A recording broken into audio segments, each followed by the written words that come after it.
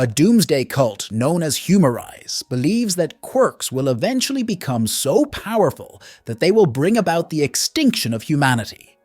Because of this, they have planted bombs all over the world filled with trigger gas, which kills quirk users by driving their quirks out of control and dying in the process. Their leader, Fleck Turn, plans to use these bombs to save humanity by killing the quirk population.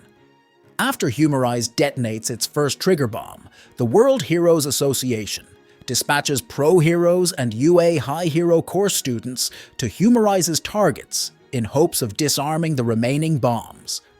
Izuku Midoriya, Katsuki Bakugo, and Shoto Todoroki are among those sent to Humarise's supposed main headquarters in the country of Otheon. None of the heroes find any trace of Humarise, and they are put on standby.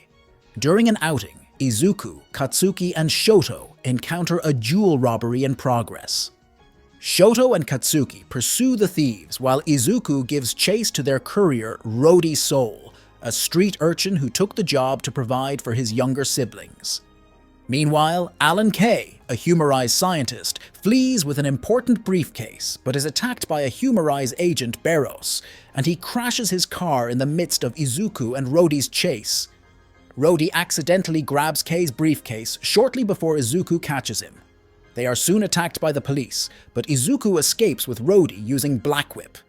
Izuku is publicly accused of mass murder by Otheon's chief of police, who is a member of Humarise.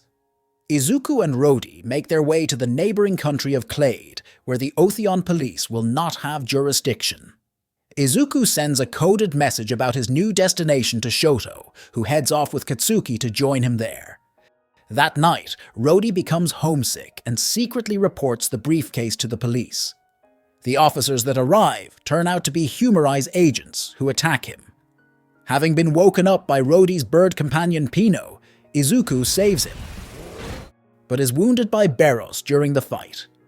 Rody apologizes to Izuku while patching him up, explaining how his father abandoned the family to join Humarise, and that he and his siblings were ostracized as a result. The two are attacked at the Clade border by Barros, but are saved by Katsuki and Shoto, while Barros commits suicide in order to evade capture. Later, Izuku discovers a hidden compartment in the briefcase containing a puzzle which Rody played with as a kid.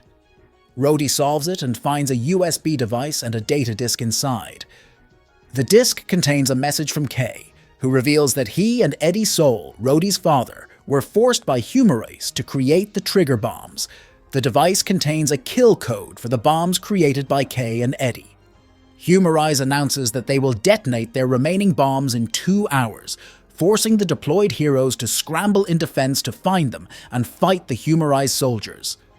Izuku and the others head to Humarise's headquarters with the device on a plane piloted by Rody. Katsuki and Shoto deal with high-ranking Humarise villains, while Izuku faces Fleck Turn, whose quirk reflects whatever comes into contact with him. Izuku is overwhelmed by Fleck Turn's natural defenses, as well as his laser barrage.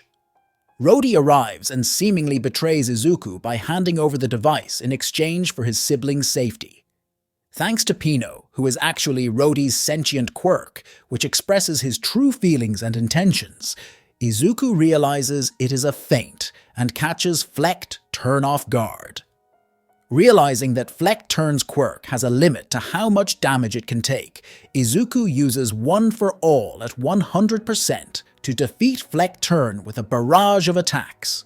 Meanwhile, Rody heads for the trigger bomb's control system, and despite being wounded by the laser defense system, he and Pino barely manage to insert the device in time, preventing the bombs from activating.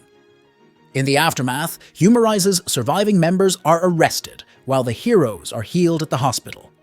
As Izuku heads back to Japan, he and Rody bid a tearful goodbye to each other. Class 1A reunites back at UA, while Rody gets a job at the local bar, and also pursues his dream of becoming a pilot.